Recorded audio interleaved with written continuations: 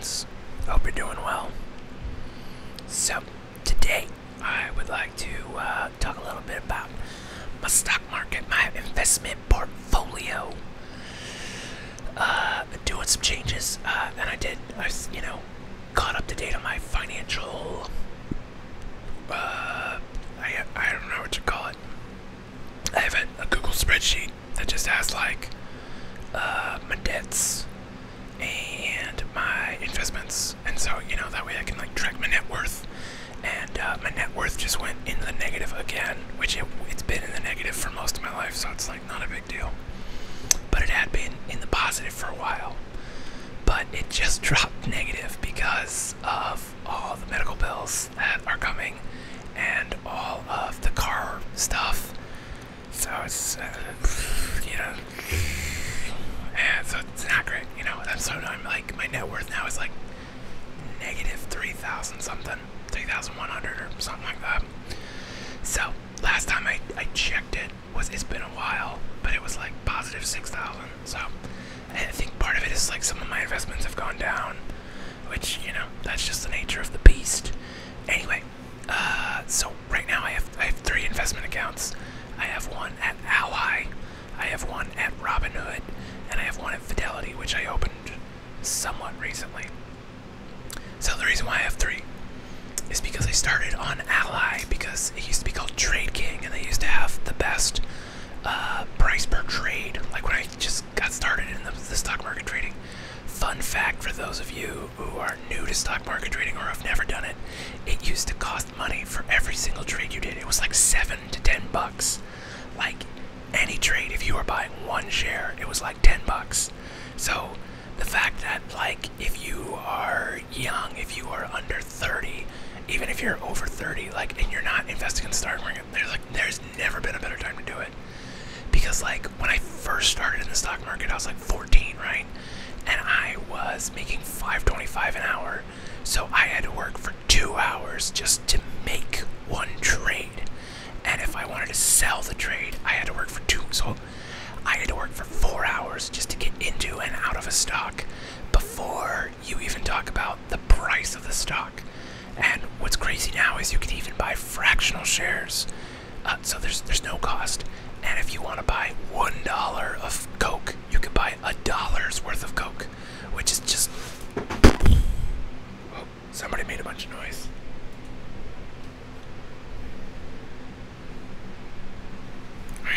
Anyway, probably Bear. He's under there somewhere.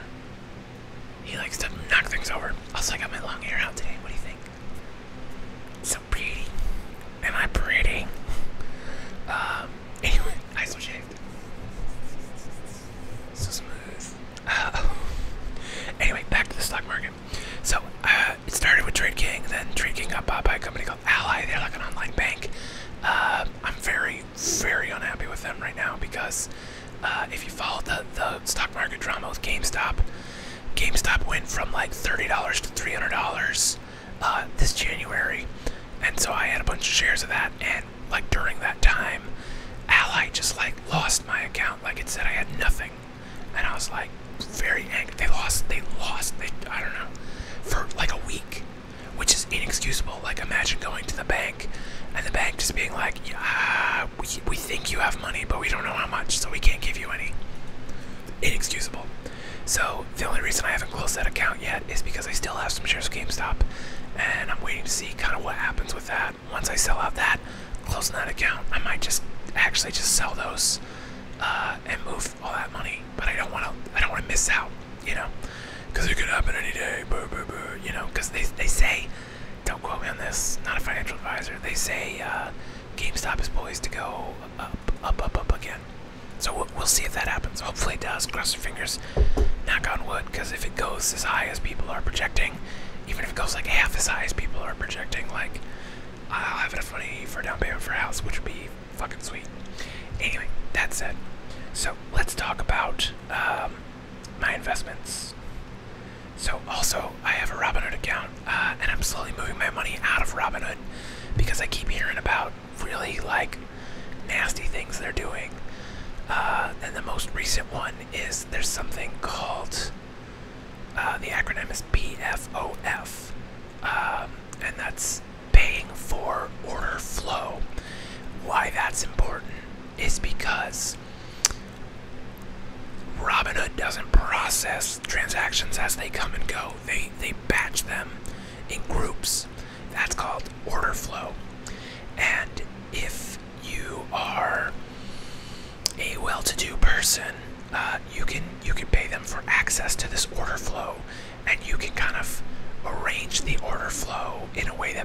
benefits you. So think, if you had 100 shares of stock A and you saw a lot of people were selling it, you could pay Robinhood to kind of hold that, get rid of your shares while it's still at a higher price, and then, you know, the market then drops down. So it's kind of like a legal market manipulation, and there's a lot of back channels. I don't fully understand it. You could do your own research, but basically it's some fucked up shit, and it shouldn't be allowed to happen, and it really just screws over the retail investors. So I'm getting out of there because the SEC is thinking about making that illegal, and Robinhood reported that they make a lot of their money from that. So if they lose a lot of money, they don't have a lot of money on hand. I love Robinhood, the platform. It's very easy, it's very user-friendly, it's great, but I have questions about how long they'll be in business if they keep playing with some fuckery like they have been, and they've been doing, you know, they've got a really shady history. So I'm just not about that. So I've been moving my money out of Robinhood into Fidelity. Fidelity has been great so far, with the exception of one thing, is that their user interface sucks donkey dick. It is the worst. It's absolutely terrible. So hopefully they invest some money into making it more user-friendly for just pseudo day trader retail people like me. But if they don't, you know, whatever, I'll just learn how it works and hopefully make money. So anyway, I've got 3 accounts, starting on, well, technically I have 4 because I have 2 on Fidelity. One's a Roth, one's traditional. So right now in Robinhood, I have just 2 things, 2 shares. I have GameStop. I have 22 shares of that, and I have 100 shares of AMD. And I've sold a call against the AMD, which right now it's just out of the money, but it keeps going into the money, and it doesn't expire until January. So I'm kind of hoping it goes way in the money, and someone just exercises that, so I get my cash and I can just be done with Robinhood. So that's Robinhood. Let me see what my Fidelity's got, or my Ally, sorry. Ally next. Let's log in. Oh man, I always forget my password for the Ally. What is it? This is my last chance if I mess it up. You won't know what's in my Ally account. Watch that thread. Shit. Maybe it's just. Let's try one more thing.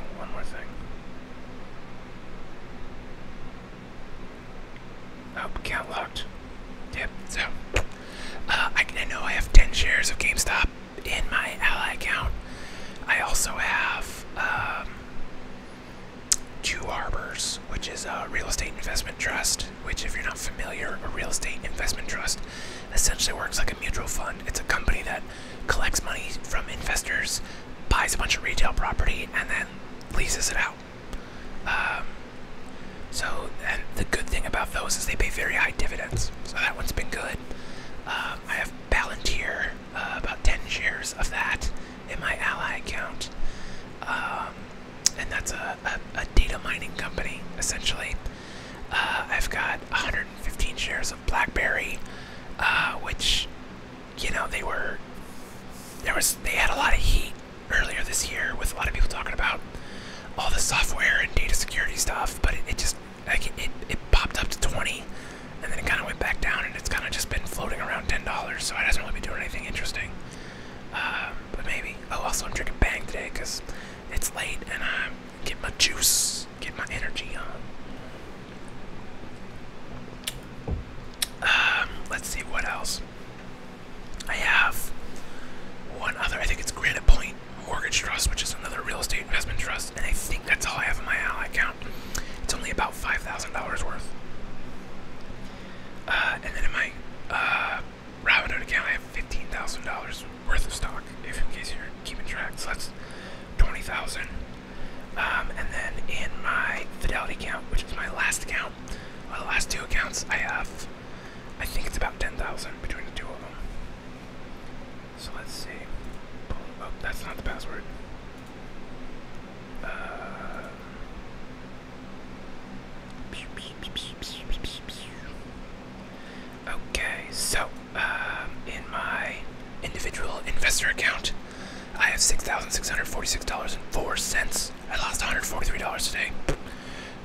whatever. You know, the stock market goes up and down. Okay, so in my investments, I have 1 share of AMC. I think I had 20 shares of AMC and I sold it when it was at $60. I kept the 1 because apparently if you're a shareholder, you can get free popcorn. So I was like, even if it goes to like, it's at 43 now. I bought it at like 10. So I was like, if I get free popcorn twice, it's paid for itself. I've got 5 shares of BlackBerry just sitting along. I've got 1 share of Coke. I like Coca-Cola a lot. It's just an OG stock. It always just kind of like slowly goes up just a little bit every year, and they pay a solid dividend. They've also done a lot of stock splits. A stock split is where the company thinks the stock is worth too much and basically just says like, okay, we're gonna give you free stock, but the price is gonna go down. So like they'll give you like a 2-for-1. So if you have 10 shares, you now have 20 shares, but the price is halved. So, but that's a very good way to make big money, you know, because eventually, the price goes back up pretty quickly after stock splits. I had 27 more shares of GameStop, so altogether, I think I have 80 shares of GameStop, because I have 10, 22, 27, and then 20 something else in the other account. And that's kind of where I'm at. I think I have a couple paychecks coming in. If it stays at like 200 or less, I'll probably buy up to 100 shares of GameStop and just hope for the best. And if it goes where it could, that'd be really great. And that would set me up pretty nice financially for a little bit. Anyway, then I have a stock called Sdiv, which is Super Dividend Etf. It's trading at $13, but I believe it pays a monthly dividend. And it's basically just an index of the highest paying dividend stocks. So it gives a pretty good dividend, which is nice. Let's see what else. I have 1 share of Intel because they pay a nice dividend, and tech sector. I'd like to start putting more into that. SPHD, which is the S&P 500's high dividend ETF. So again, if you're not familiar, an ETF is an exchange traded fund, which means it's a mutual fund that trades like a stock. They take money from investors, they buy a lot of stocks. So by buying 1 ETF, you're essentially buying fractional shares of hundreds, depending on the ETF, of companies. So it's a really good way to diversify, not think very hard. They're very easy to get into, they're very easy to get out of. So if you want to be hands-off investing, I would say do some research, pick a couple ETFs that pay a dividend, set the dividend payout to reinvest in the security, and then just add some money every month and buy a couple more shares every month. And don't think too hard about it. Maybe on your birthday every year, just check in on it and do a couple more research, see if there's any stocks you like better. But that's it. That's the basics of investing. If you just want to get started, don't want to think too hard about it. Let's see. Then I got New York Management Trust, NYMT. That's another real estate investment trust. It's trading at $4 right now. So whatever, they pay a pretty solid dividend. And then I have 1 share of Union Pacific because I do some freelance work with them from time to time, and they've been like the OGest of OG dividend. They've had a dividend for like 100 years straight, and I love dividends because it's just free money. So that's what I have in my individual account, and then in my Roth account. And if you're not familiar, a Roth account is for retirement purposes. It's tax deferred or tax sheltered. I don't fully understand it, but there's tax advantages. The downside is you can't withdraw the money without paying a penalty. So, not a big deal, because the penalty comes out on your taxes. So it's just like, if you need the money, you can get the money. Anyway, so in that one, I have 3 shares of Coca-Cola. Well, actually, 3.008 shares of Coca-Cola. Coca-Cola is a great one. I'm going to retire off of it because their dividend payout. What is their dividend payout? Let me see if I can figure out Fidelity's thing here. Coca-Cola dividend details. 42 cents on. I don't see like a dividend. Usually it's put as a 3%. But 42 cents on $56. And it's 42 cents 4 times a year. So that's what, $2? So $2 out of 60. Help me out here. Maybe $1 out of 30. So that's like a 3%. Give or it's not exactly 3%, a little below 3%. And a good safe withdrawal rate, for retirement, is about 3%. Safe withdrawal rate is how much percentage-wise you can pull out every year. And statistically speaking, if you're, I think it's 3.5 or 4%. If you can keep your expenses below that,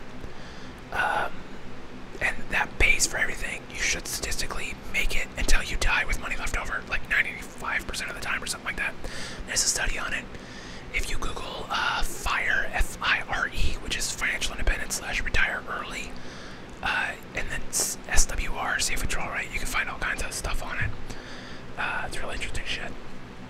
So anyway, I like Coke. I'm gonna keep adding to the Coke empire. I have 21 shares of GameStop in my Roth, which again, just hoping that goes up. And if it goes up, I'm gonna sell it all, buy a bunch of Coke. Then I could be like, how do you make your money? Coke. Not, the drug, but the drink and stock market. I have 11.206 shares of Sdiv. That's the super dividend one, that the ETF that has the most highest dividend payers. Granite Point Mutual Mortgage Trust, which is a real estate investment trust. Good dividend payers. That's all my Roth account really is. It's just dividend payers. And then 2 Harbors. I'll probably add some Intel to that, and more Coca-Cola, and just some more dividend-paying ETFs, and that'll be kind of my plan here for the rest of the year, and hopefully get myself up to 100 shares of GameStop, just floating around, hoping the short squeeze happens. I guess I'll explain that. I've explained it a couple times, but essentially what is alleged to have happened is these investment companies, these hedge funds, have done something called shorting the stock, and that's essentially where they borrow the stock, sell the stock, and are betting the stock goes down. Then they can buy it cheaper, return the shares they borrowed. But if the company goes bankrupt, then they never have to return the shares. So it's essentially just free money. And these companies kind of ganged up on GameStop and did it way too hard, and got the price down to like $2.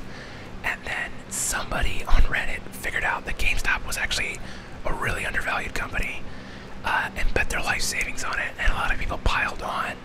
And then, through showing like, they've got a lot of assets, with the right restructuring, this company could be worth a lot of money. So, essentially what had happened was, that happened, and then they did get new board leadership through a guy named Ryan Cohen, who was the founder of Chewy.com. This is a guy who took an online dog food company to like $1 billion company. And so GameStop got him to come be a board member in exchange for like a shitload of shares. And he has been pretty quickly turning the company around by shutting down stores and investing, and then he freed up a lot of cash, paid off all their debt, so they have zero debt, they have tons of cash on hand, so they're not going bankrupt anytime soon.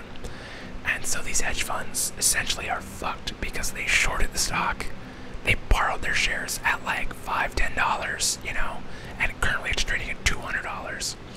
And the entire time they have shorted the stock, they're borrowing the shares, they pay rent on the shares that is equal to the price. So as the price goes up, the expense they have to keep shelling out. So now at this point, they're probably losing, obviously they're losing thousands of dollars a day, and it could be way more. Somebody estimated they've lost, to date, this year, they've lost $1 billion+, which is just insane to think about. And the thing that's crazy is they're kind of successfully been manipulating the market to keep the price artificially down, but at some point, the chickens come home to roost. They don't have any money left to pay the rent, and they're gonna get called. They're gonna get margin called. They're gonna have to pay the shares back at any price, whatever the market dictates the price is. They'll have to do it, and if they can't do it, their brokerage will liquidate their assets so that they can fulfill the price. And if that makes them go bankrupt, the brokerage is on the hook, and they really don't want that to happen. So that's the tinfoil hat conspiracy of the short squeeze. It's happened a couple times before. If you look up Porsche and Volkswagen, there was a short squeeze there. So that's kind of what a lot of people with the GameStop and AMC's on a similar track, but it hasn't been shorted as hard. So we'll see what happens if these two, companies go gangbusters to the roof. I'm not a magician. I'm not a financial advisor. I just read a lot of stuff about it. I've drank the Kool-Aid, and I'm on board for 100 shares. Feels like a good, because 100 shares at $200. What is that? I can't math right now. Is that no? 100 at 200. That's $20,000. Yeah, so it's a big bet. But like, I believe in the company. I believe in Ryan Cohen, and some, the stuff I've seen him talk about doing. I think even if the short squeeze never happens, I think GameStop could become kind of the Amazon of nerd stuff. And I think legitimately, in the next decade, it could be worth legitimately like $400 or $500, $600 a share. So either way, in the next decade, double, tripling your money, I'm okay with that. So those are my thoughts. Again, I'm just a fucking idiot on the internet. Don't listen to me. Don't invest any money you can't afford to lose. But if you've got $200, why not GameStop? I don't know. Maybe it goes to $1,000. Maybe it doesn't. Maybe it doesn't go anywhere. Maybe it goes to $250 by the end of next year, and that's still pretty good. So that's what I've got for you today. I hope that was interesting or boring enough to put you to sleep. And yeah, I hope you're doing well. And if not, well, I hope that turns around for you real soon. Have a good one. See you next time.